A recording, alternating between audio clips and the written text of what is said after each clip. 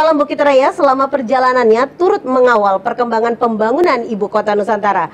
Terbukti dengan banyaknya momen yang berhasil kami liput untuk mengabarkan kondisi terbaru dari Ibu Kota Nusantara hanya untuk pemirsa setia Salam Bukit Raya. Betul, mulai dari monitoring kunjungan Presiden, Kapolri, bahkan melihat langsung ya pembangunan Ibu Kota Nusantara secara lebih dekat. Termasuk di belakang kita ya. Betul sekali. Ada hunian pekerja konstruksi di sana.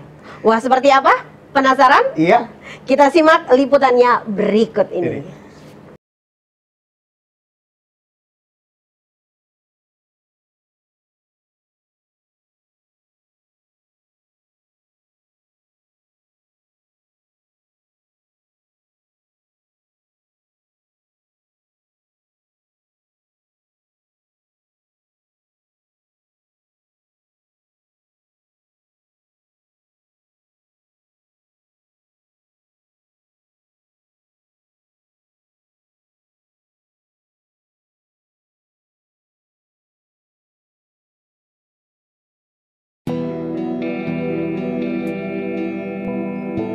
'Ibu Kota Negara' merupakan cerminan sebuah negara.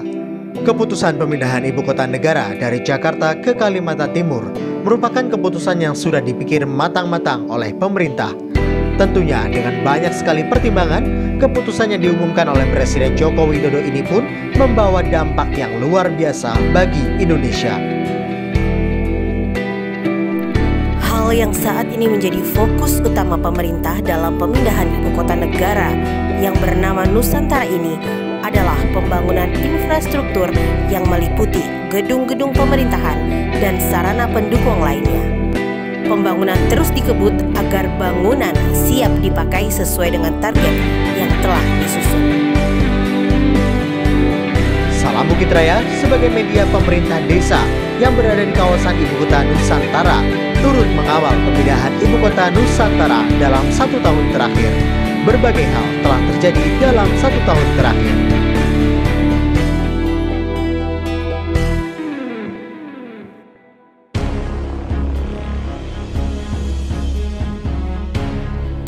Juni 2022, Kapolri Jenderal Polistio Sigit Prabowo berkunjung ke titik nol Ibu Kota Nusantara. Kunjungan Kapolri ini dalam rangka menghadiri kegiatan bakti kesehatan Hari Ulang Tahun Bayangkara ke-76.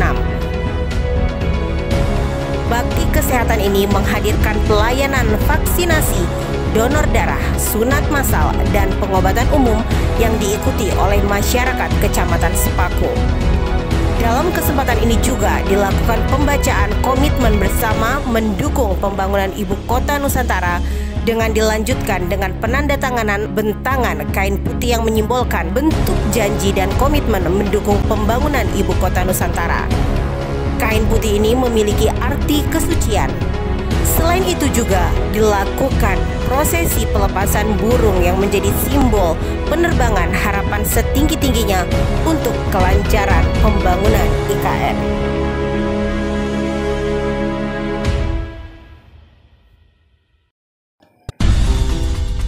Kemudian, Presiden Joko Widodo kembali berkunjung ke Ibu Kota Nusantara pada Kamis 23 Februari 2023 lalu. Dalam kunjungan kali ini, Presiden turut didampingi oleh Ibu Negara Iriana Joko Widodo.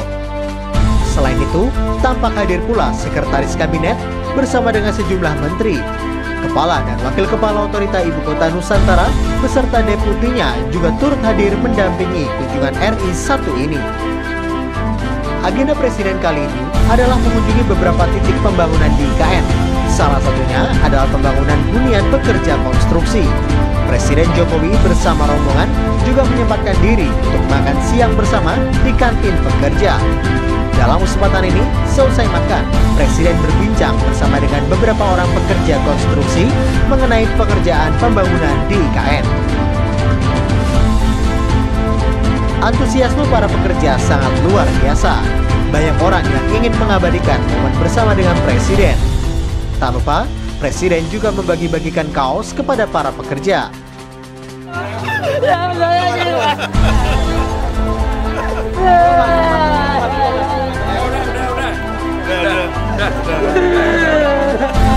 Siap-siap ya, rezekimu. ngobrol, dia tanya-tanya gimana fasilitasnya di sini, gimana nyaman apa enggak, udah berapa bulan, terus masalah apa aja sarana dan prasarana di sini gitu kan. Perasaannya bahagia, terharu kan, sama umur belum pernah sama langsung Pak Presiden, Pak Menteri-Menteri yang begitu baik sama kita, merangkul kan, kita disuruh foto, dikasih hadiah. Bu Iriana juga kan ngasih hadiah ke kita kan. Ya Allah, bersyukur banget ya Allah, kayak nangis kayak ini.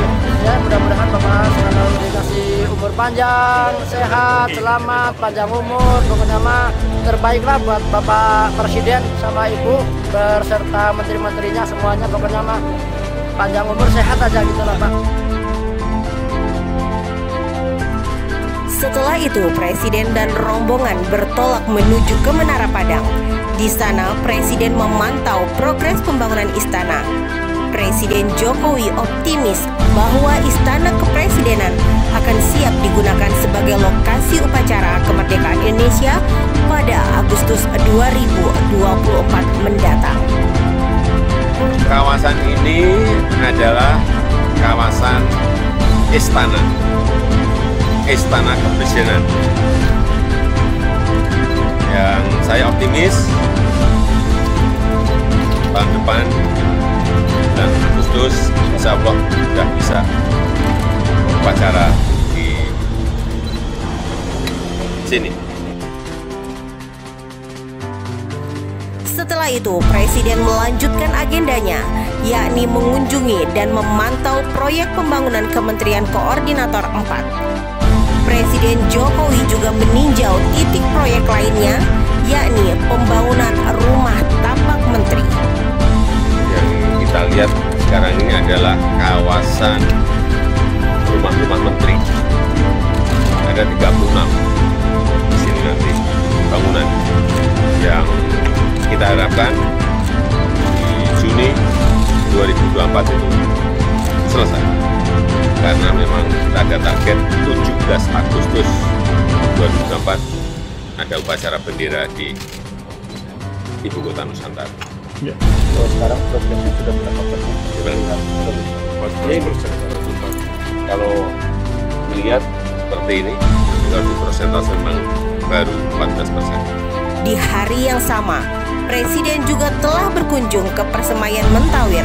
Presiden mengungkapkan bahwa Persemaian Mentawir yang telah dibangun sejak 2 tahun lalu akan memproduksi 20 juta bibit per tahunnya.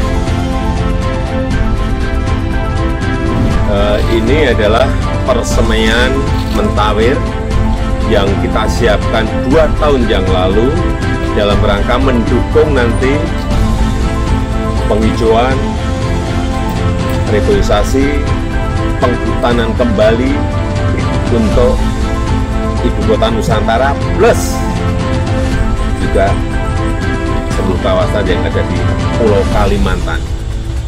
Ini akan memproduksi kurang lebih 20 juta bibit per tahun, 20 juta bibit, sehingga kawasan Ibu Kota Nusantara yang sebelumnya nanti kita lihat adalah kawasan yang hanya monokultur, satu tanaman, satu pohon, yaitu eukaliptus, nanti akan diisi dengan tanaman-tanaman yang disemaikan di sini, yang dibibitkan di sini.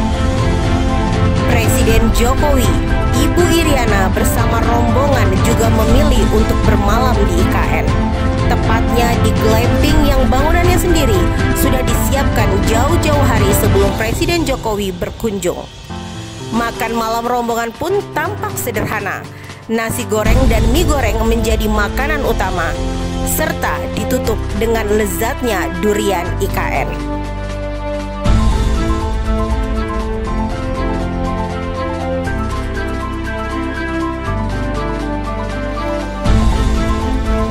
Presiden Jokowi juga meninjau proyek yang akan dibangun di IKN, yakni pembangunan pusat latihan sepak bola.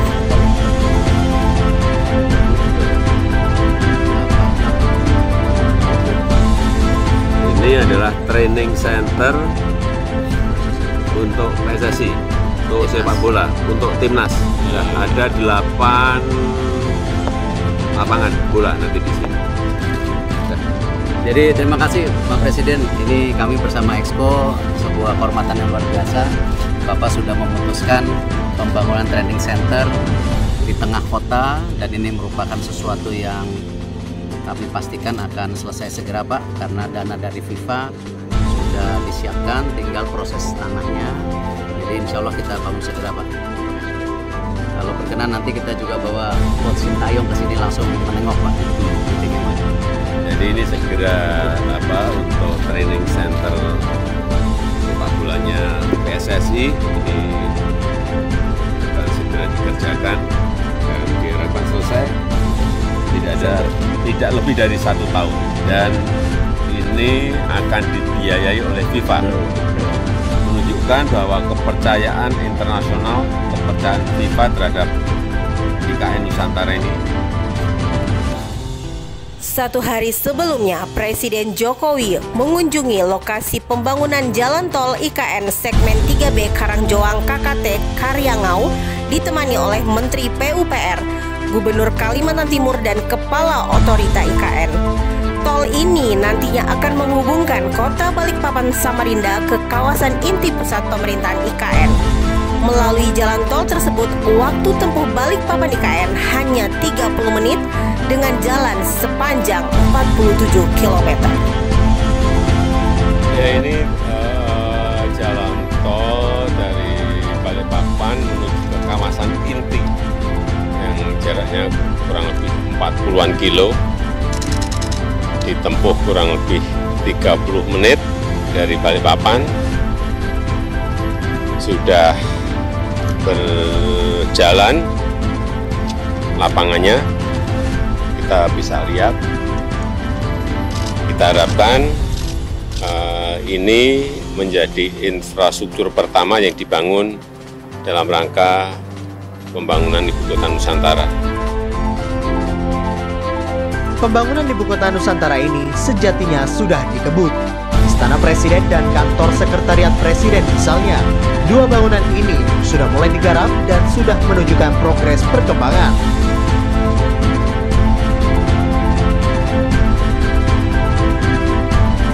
Selain itu, untuk memfasilitasi dan memberi rasa nyaman pekerja dalam membangun IKN, pemerintah telah membangun hunian pekerja konstruksi atau HPK yang sangat layak ditinggali ribuan pekerja ini. Sekretaris Desa Bukit Raya akan mengajak Anda untuk melihat-lihat berbagai infrastruktur yang ada di sana. Nah, sekarang saya ingin mengajak pemirsa semua di sini untuk keliling. Di sini ada apa aja sih? Mari. Nah, ternyata di seputaran tower hunian pekerja ini ada juga nih sarana ibadah yang desainnya mantep, kekinian, modern, minimalis. Nah, di sini harapannya sih dengan adanya sarana ibadah di sini agar pekerja sini juga selalu mengingat Tuhan. Nah, di sini kemungkinan akan dihuni oleh ratusan ya, infonya ratusan ya, ratusan bahkan jutaan mungkin, tapi terpisah di tempat seperti ini, rumah susun yang konsepnya bisa dibongkar pasang. Tapi untuk sementara dalam pembangunan ibu kota, para pekerja yang ingin membangun istana, terus gedung-gedung perkantoran, pekerjanya tinggal di tempat ini. Nyaman ya suasana di sini, sebenarnya enak. Ya, nah pemirsa, beginilah kurang lebih suasana lobi ruangan utama di tower hunian pekerja. Sini lengkap, ada meja meeting, rapat, lengkap dengan kursinya. Di sini ada sepertinya pelayanan resepsionis ya, atau laporan bisa di sini juga. Lengkap dan nyaman sebenarnya mengenai, dan sangat layak untuk ditempati dan ditinggali. Ya, jadi pemirsa, beginilah suasana ruangan di dalam satu kamar di rumah susun hunian pekerja. Sini. Tempat tidur. Ini satu tempat tidur isi 2 bed ya, atas dan bawah. Kita cobain satu ya, nyaman apa enggak?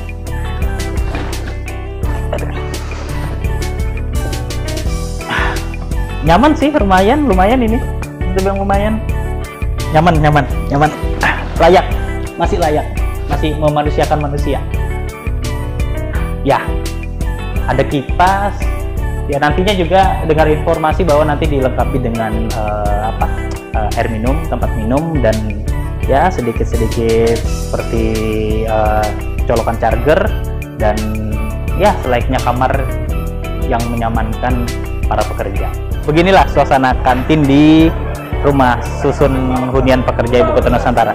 Kita bisa lihat di sini ada beberapa booth-booth atau stand-stand yang disediakan spesial. Ini diisi oleh para pengusaha-pengusaha yang ada di Sepaku. Dalam hal ini produk-produk lokal Sepaku.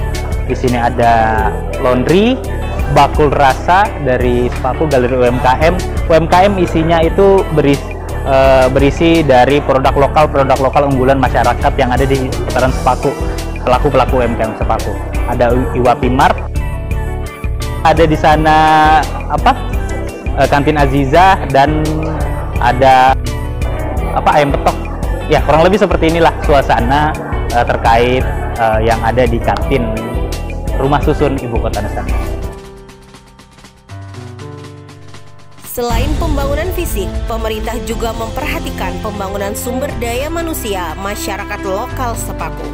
Dengan menggelar berbagai pelatihan, Salam Bukit Raya turut hadir dalam pembukaan pelatihan berbasis kompetensi program Mobile Training Unit di Kecamatan Sepaku yang diresmikan langsung oleh Wakil Kepala Otorita Ibu Kota Nusantara, Doni Rahayu.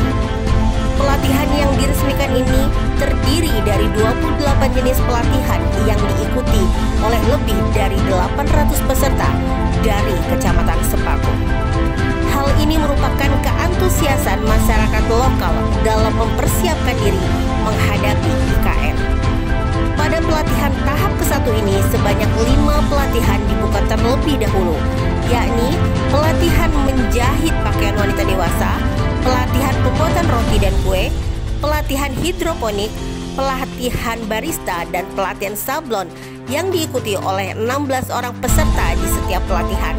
Artinya terdapat 80 orang peserta yang hadir dalam pembukaan ini. Sedangkan pelatihan akan berjalan kurang lebih selama 20 hari. Membangun kota itu tidak hanya membangun fisik, gitu. Kita tidak hanya membangun gedung, kita tidak hanya membangun jalan, tapi bagaimana manusianya. Dan dalam hal Ibu Kota Nusantara ini, ada warga yang sudah puluhan tahun menetap. Justru mereka lah, menurut pandangan kami, para pelaku utama yang harus kita bukan hanya disentuh, harus kita kawal supaya mereka bisa menjadi warga yang baik di Ibu Kota Nusantara. Wakil Kepala Otorita Ibu Kota Nusantara juga turut meninjau lokasi pelatihan menjahit yang nantinya akan diikuti oleh 16 orang peserta. Tampak pelatih atau instruktur dari Balai Latihan Kerja menjelaskan mengenai proses atau tahapan demi tahapan yang dilalui oleh peserta pelatihan nantinya. Pembangunan Ibu Kota Nusantara harus berjalan dengan komunikasi dan koordinasi lintas sektor.